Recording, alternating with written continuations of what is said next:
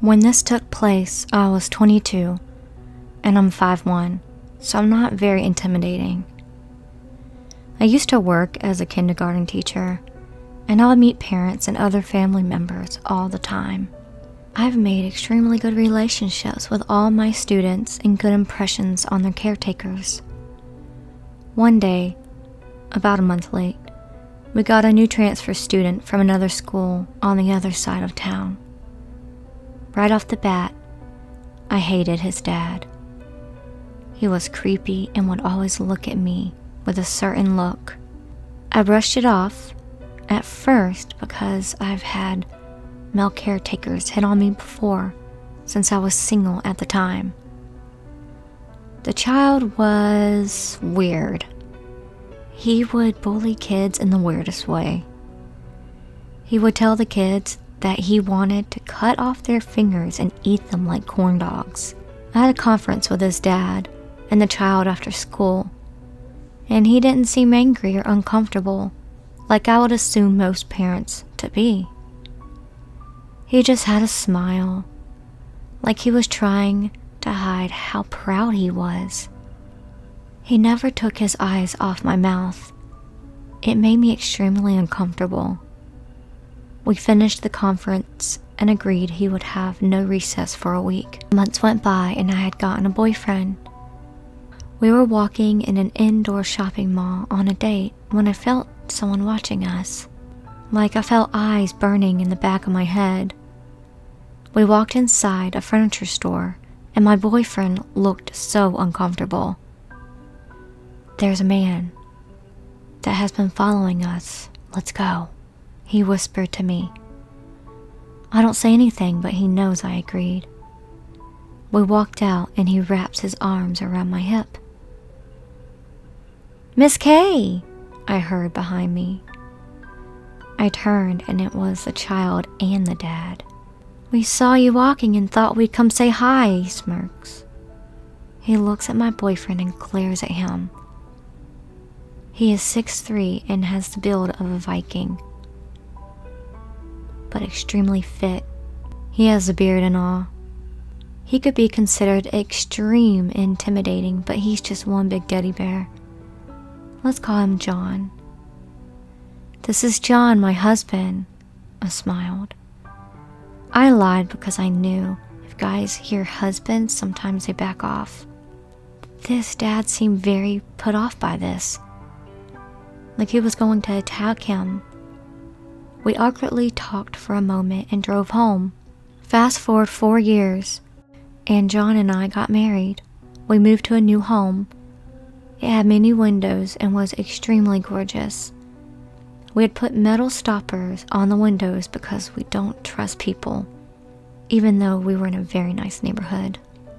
John and I were spring cleaning and it felt like someone was watching me. John was next to me washing the top of the fridge, and I instinctively looked out the window to see a car across the street. I asked John if he knew who it could be, and he said no and closed the blinds, also being creeped out by it. That night, we were falling asleep on the couch. In the living room, we had 2 extremely large windows that faced the backyard. John had fallen asleep, and I was still watching when I heard weird metallic tapping on the glass. I played it off and used my peripherals to look out the window. I got a glimpse of a shadow passing by and I woke up John. I told him someone was at the window and thank God for my great taste in men. He used to be a police officer and then even till now is a firefighter. We keep a crowbar next to the front door and metal bat behind the couch. He grabs the bat and hands it to me.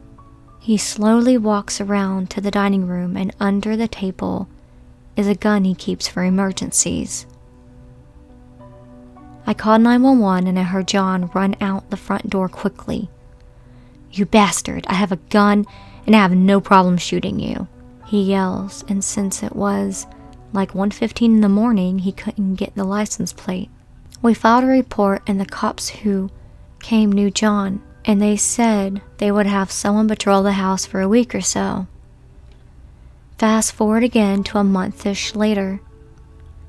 We were in bed and I happened to need to pee at 3 in the morning. I came out of the bedroom and felt someone grab my face. And I had no fighting experience, so I didn't know how to defend myself. The bathroom door swings in and there is a towel bar behind it. So when the door hits, it's super loud. I slam my arm against the door and John is a very light sleeper, so I was hoping he heard it. I felt really drowsy and felt the person dragging me.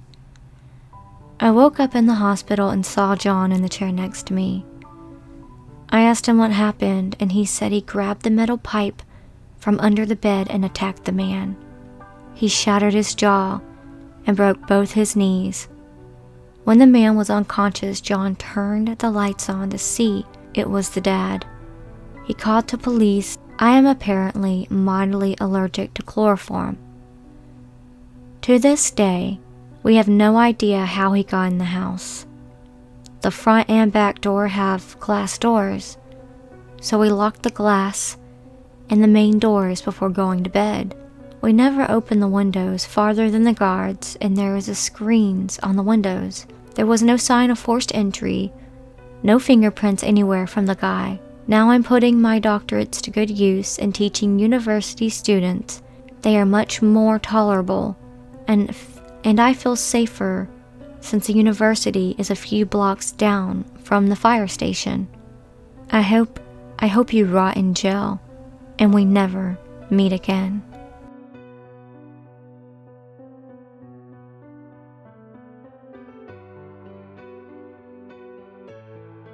I might have seen a girl from a missing poster a few years back. Okay, so I live in a pretty rural town, and I remember a few years back, there was this girl from my town who disappeared, and I don't remember ever hearing anything about her being found again.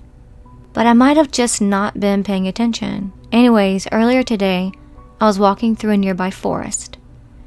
I usually walk through this forest, mind you, and I know it like the back of my hand. And while walking my usual route, I turned around a corner and I hear the rustling of leaves. So I look up from the phone and see the girl from the missing poster a few years back. I swear that it's her. And before you begin saying something like, "Oh, but there's a lot of girls who look the same," they probably just looked similar. I have to remind you again that I live in a rural town where a missing person is a big deal. And this girl was around the same age as a missing girl, between 15 to 17. And everything matched according to my memories. So while it's likely a look-alike, I just can't shake the feeling that it might be her. But I can't remember her name. So if anyone knows about her, please let me know. I can either contact police or calm myself and let it leave my mind. I'll leave a link to a bad artistic rendition that I have of her. Mind you, I'm not an artist. That's all. Thanks in advance.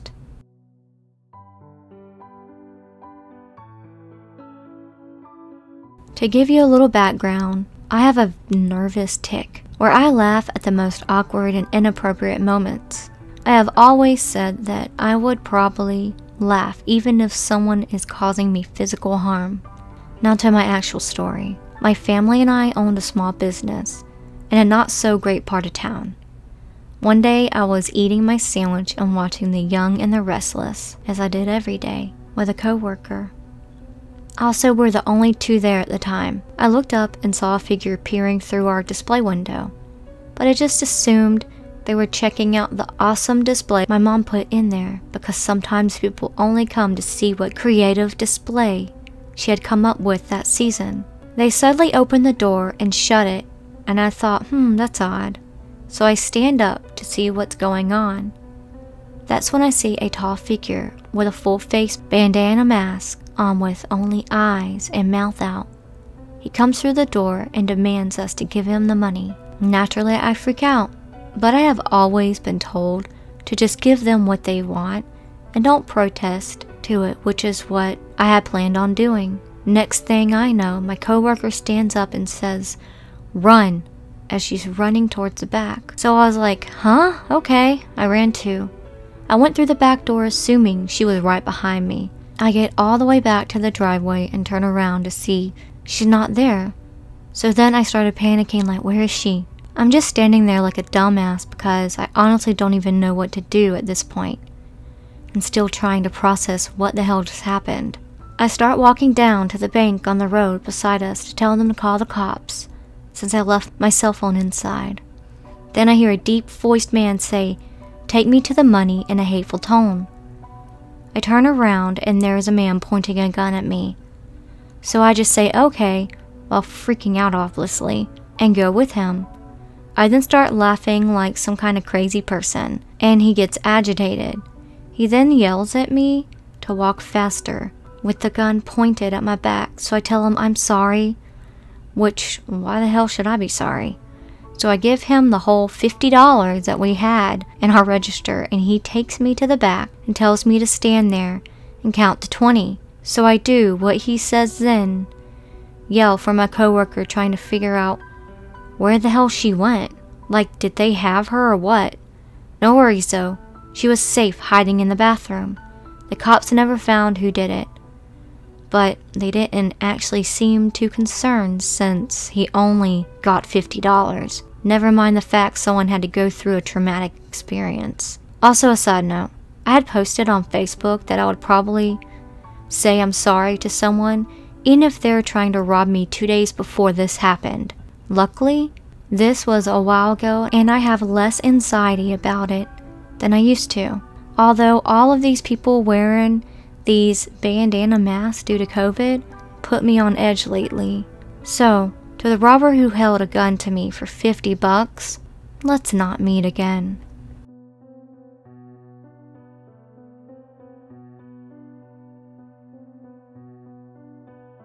Hi everyone. I'm not sure how to best get this out there, so I'm going to start off with some background on where I'm from.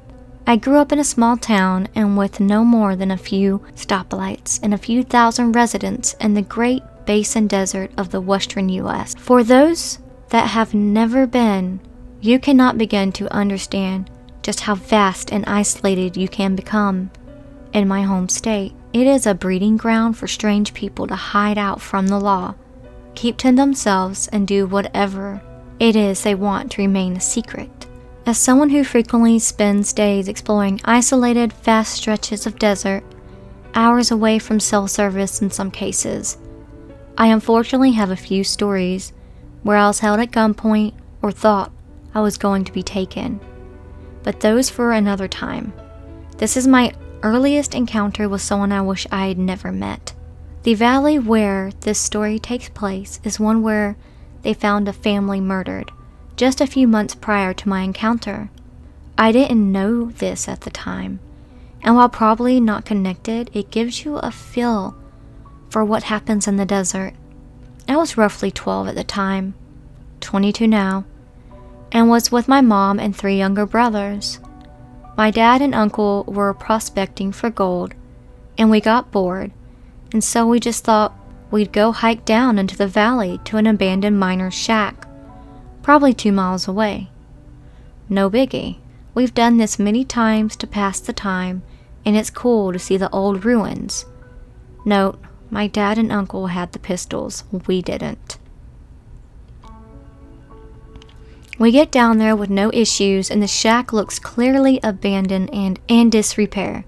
It looks to be from the 1930s, and it's kinda resting on a small hill with a dirt road leading to it. We got inside to explore, and all is good till I see on one of the old shelves brand new canned goods, fresh paper wrappers, and all I thought to myself that it was odd, but figured some backpackers must have left them for the next guy. Boy, was I wrong. We keep exploring the house until I come into a room and see something that I will forever remember. The feeling you get when you instantly know something is horribly wrong. That struck me hard. That room had a fresh house cat hung from the rafters of the ceiling, with its abdomen slit open. intestines hanging out. It had to have only happened a few days old. It had to have only been a few days old. I never let my mom or brother see it. I just ran to the room they were in and said, "We have to go right now." I just said I had a bad feeling because of those cans. We get out of the house and we're about 50 feet away when my brother insists he needs to go to the bathroom. I didn't tell them what I saw because I knew it freaked them out, and he just had to go. So here we are, a baseball throws away from the house and my brother going to the bathroom. Just as he finishes, from the back side of the hill the shack is on comes an old white beat-up van, and I remember thinking, this is it. I will never see my dad again. They'll never know what happened to us. Out of the van, I remember vividly seeing 4 men step out and look in our general direction. I picked up my youngest brother and my mom, and the other 2 brothers all took off running. I've never felt more scared in my life. I didn't dare to look back to see if they were trailing after us. I couldn't make myself. After what feels like forever, we finally get out of the valley and meet up with my dad and uncle. We tell them our story, and we get the hell out of there. To this day, I still can't help but wonder if I'd be alive today had I not seen the dead cat before those guys got to the shack. So, to the men mutilating cats in the desert, let's not ever meet again.